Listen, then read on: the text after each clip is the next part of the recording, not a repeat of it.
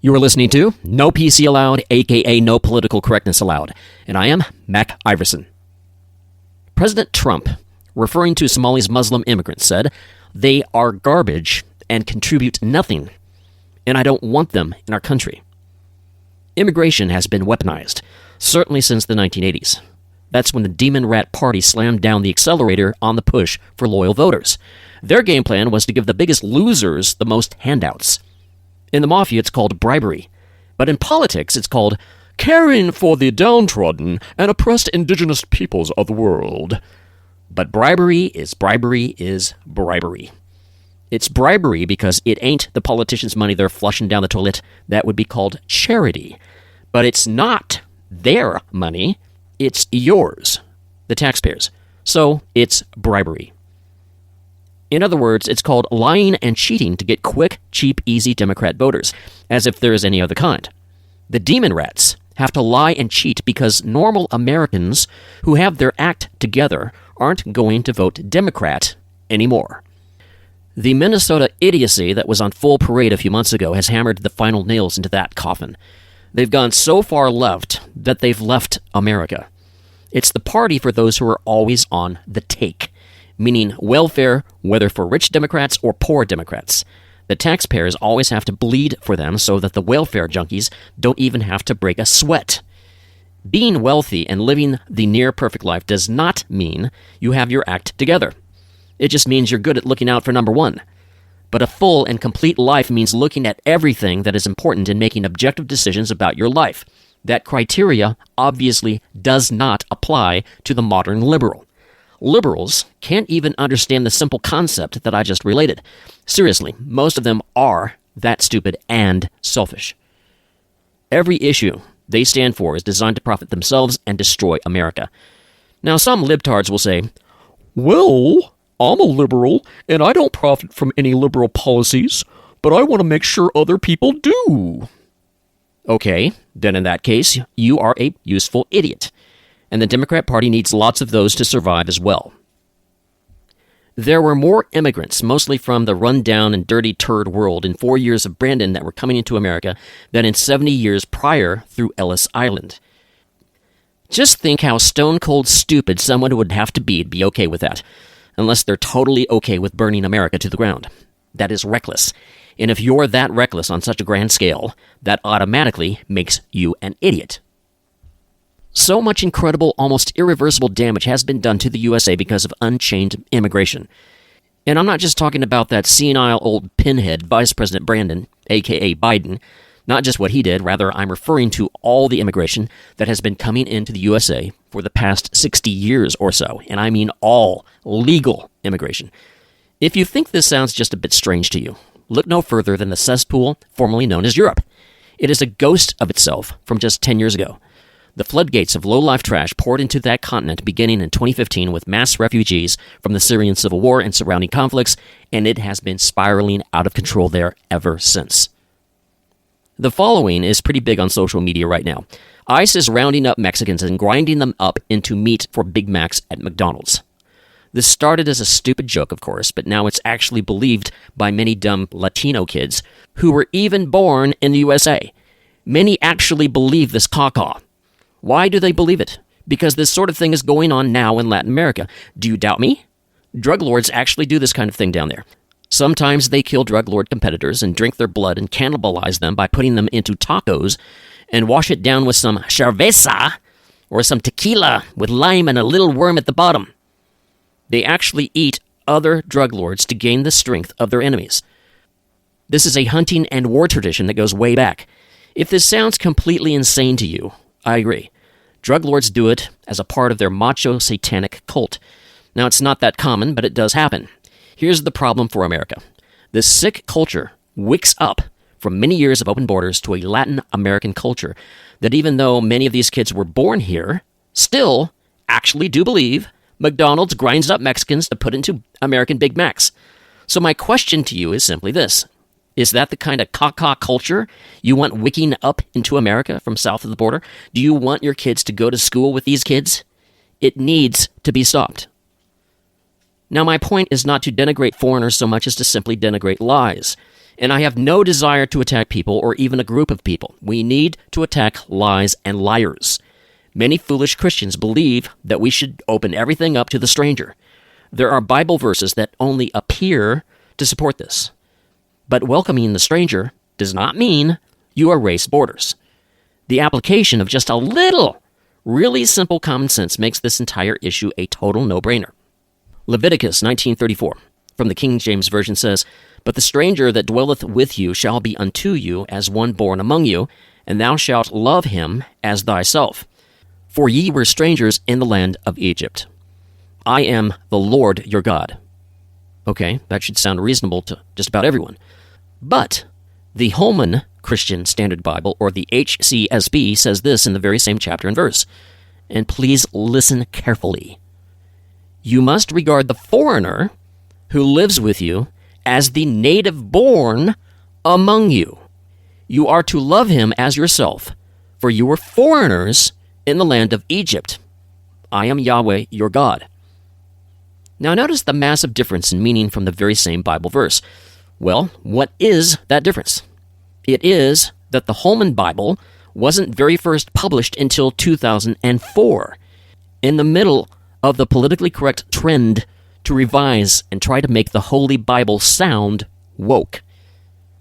I repeat, it says, "You must regard the foreigner who lives with you as the native born among you." That makes the Bible sound crazy. It replaced the word stranger with the word foreigner. Two very different words. So it sure sounds like it supports open borders to me. But this is in stark contrast to original versions of that very same verse, which says nothing of the kind. It's as if George Soros tried his hand at rewriting the Bible for his own benefit, and the benefit of his investments. Liberals also love to recite and parrot the deep state-approved lies about the benefits of immigration. That list is as long as it is boring. It's uninspired because that list is full of lies. For example, this from ChatGPT. I'm going to hit these quickly. Number 1, economic growth. Legal immigrants contribute to the GDP growth by filling labor shortages, starting businesses, and increasing consumer demand. Here's my response. What a total red herring. Migrants are not necessary for massive growth. Native-borns can fill this need if they are not stymied by a crippling school system which rewards cookie-cutter conformity and rank mediocrity at very best. Employers who use this weak excuse are just looking for cut-rate labor that hurts the average American. Number 2, job creation. Many legal immigrants become entrepreneurs, creating jobs for both immigrants and native-born workers. Have you ever asked, why do we need to import ambition? A major canary in the coal mine is a lack of ambition and vision in the general population. Immigration as a quick fix is simply a dangerous shortcut for a culture in need of emergency triage. A society that is sick and has stage 4 cancer of the soul, like the USA, does not need new aliens from the third world to pull it back from the brink of destruction. That is a major false premise fallacy. 3, skilled workforce. Legal immigration brings in highly skilled professionals, for example, doctors, engineers, researchers, who strengthen key industries. True, that's because they're greedy for much better wages than in countries like Krapistan. But this obviously hurts wages and opportunities for native-born Americans. 4, tax contributions. Legal immigrants pay income, payroll, sales, and property taxes, helping fund public services like schools and infrastructure. What? Legal citizens can't do this?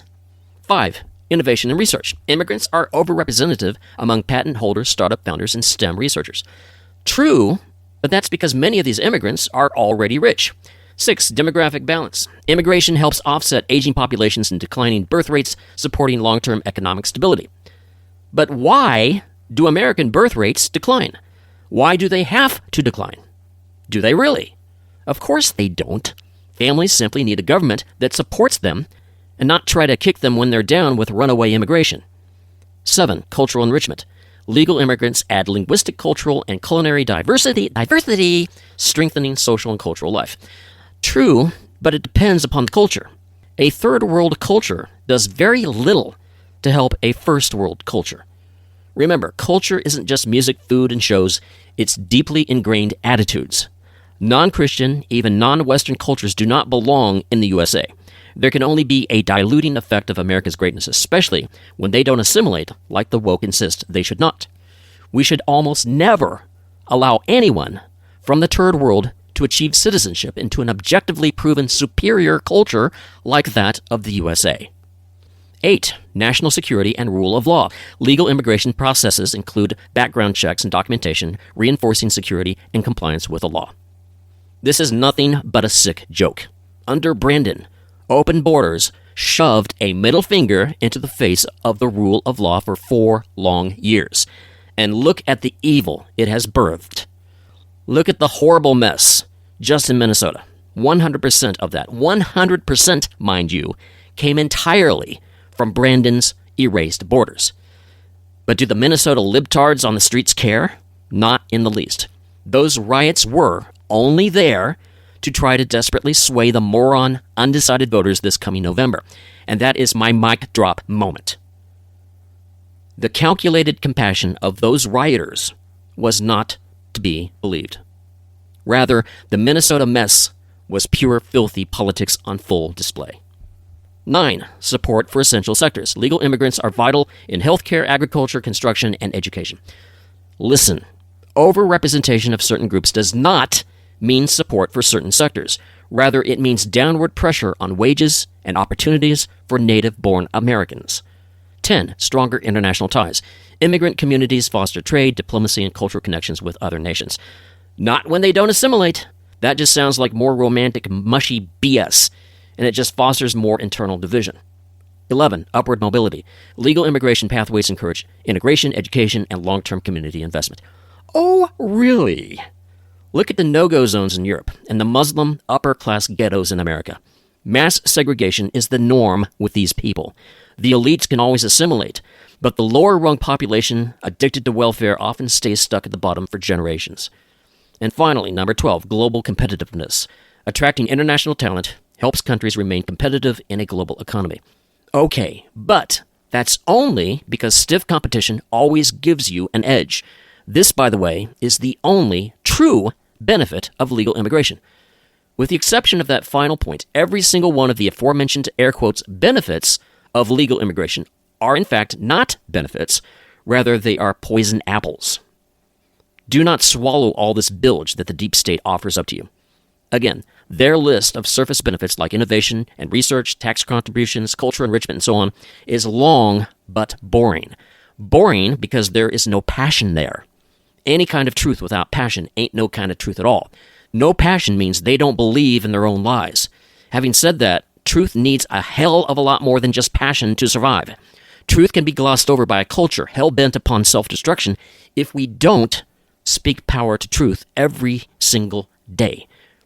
And that, dear listener, is your job. Bottom line, a strong, confident, happy, and vibrant America does not require any immigration. When was America at its very strongest and most confident? It could be argued that it was either the early 19th century or more likely the mid-20th century. Did America have mass immigration at either time? Gotta throw you a big fat no at that question. One has to be lied to at full volume for decades to be brainwashed by the previous simple, stupid excuses for allowing any immigration whatsoever into America today. I love the Monroe Doctrine, but I simply adore the Don Roe Doctrine. And we desperately need it. In 1980, the Mariel boat lift was weaponized by Fidel Castro. Jimmy Carter stupidly said that America will welcome Cubans wanting to escape that communist pisshole with open arms. So Castro told his top aides that he will fill his arms with, and I quote, human excrement, speaking of his own Cuban people. The Spanish word is caca. So he seated the 125,000 boat people with psychopaths. He opened up mental hospitals, criminals, gangsters, intelligence officers, spies, and other odd assorted lowlife. Same thing that Venezuela did to America under Brandon in much larger numbers. In fact, the entire Mariel boat lift fiasco was studied by America's foreign enemies and was replicated under the Brandon regime with well over 10 million illegal aliens who were, again, welcomed with open arms. The mass importation of slaves into America created the entire Civil War that slaughtered well over 1 million lives from both sides and cost about $200 billion in today's dollars. Incredible mass heartache was created from slavery, which was a very crude form of immigration. The entire purpose of immigration since America's birth was to benefit employers. even if at the expense of the general population. Again, look at slavery. It grew and was empowered by the same identical mindset as immigration today, with many of the very same so-called benefits as you just heard, but slavery was immigration on steroids. Who loved slavery the most? The moneyed class. What was the greatest motivation of all the players? I'm convinced they did not see the color of skin so much as the color of green, as in money. One of the big, big lies in politically corrected history is that slavery existed because of racism. What obvious, total, trashy nonsense. Slavery was all about the profit motive. People who are honest will tell you this. Liars will say it's because of racism.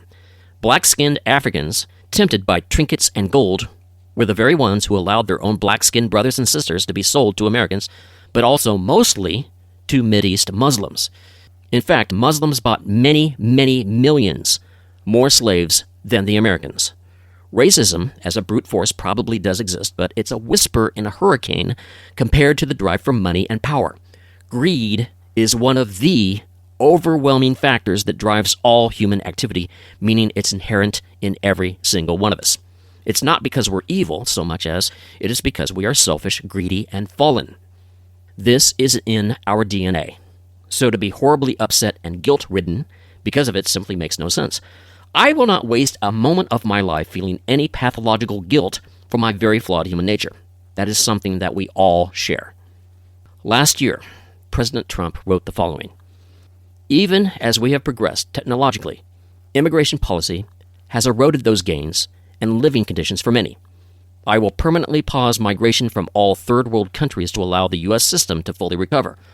All of the millions of Biden illegal admissions, including those signed by Sleepy Joe Biden's auto pen, and remove anyone who is not a net asset to the United States or is incapable of loving our country, and all federal benefits and subsidies to non-citizens of our country, denaturalize migrants who undermine domestic tranquility, and deport any foreign national who is a public charge, security risk, or non-compatible with Western civilization. These goals will be pursued with the aim of achieving a major reduction in illegal and disruptive populations, including those admitted through an unauthorized and illegal auto pen approval process. Only reverse migration can fully cure the situation. Other than that, happy Thanksgiving to all except those that hate, steal, murder, and destroy everything that America stands for. You won't be here for long." Unquote.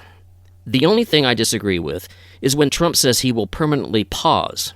No, the word is not pause. It is to cease all immigration from all third world countries. Because if they can't be trusted to be private citizen leaders of their own dirty little countries, why should we trust them here? It would be stupid to allow them into the USA. Any of them. I can just hear some of you saying now, "Well, America was built upon immigration, many from third world countries. Even the Irish were dirt poor, and we allowed them in." Yes, but Ireland then wasn't full of snot-nosed ingrates like the typical loser living in Minnesota today. It's no longer land of 10,000 lakes. Now it's land of 10,000 squared loons. Loons, not lakes. Maybe we should export Minnesotans, or at least those from the Twin Cities, to Somalia. Not just the Muslims. Then we can repopulate that sad state of affairs with MAGA patriots. Trump also mentioned Sleepy Creepy's autopen overuse. Did you know that Trump has portraits of many presidents hanging in the West Wing colonnade known as the Presidential Hall of Fame? And in Sleepy Creepy's frame is a picture, not of Brandon, but of an autopen. That's about all there was to Brandon's communist-fascist administration. President Trump also said he will remove anyone who is not a net asset to the USA. I hasten to add we must also remove all the net asses, like those Somalis who have besmirched and spat upon the USA over and over again, like that gangster piece of garbage, that pig in a blanket, Ilhan Omar, and all her fraud squad confederates, like Alexandria Ocasio-Cortez, a.k.a. Occasional Cortex. Again, I can hear you now. But you can't remove undesirable migrants from the USA. That sounds too much like Hitler.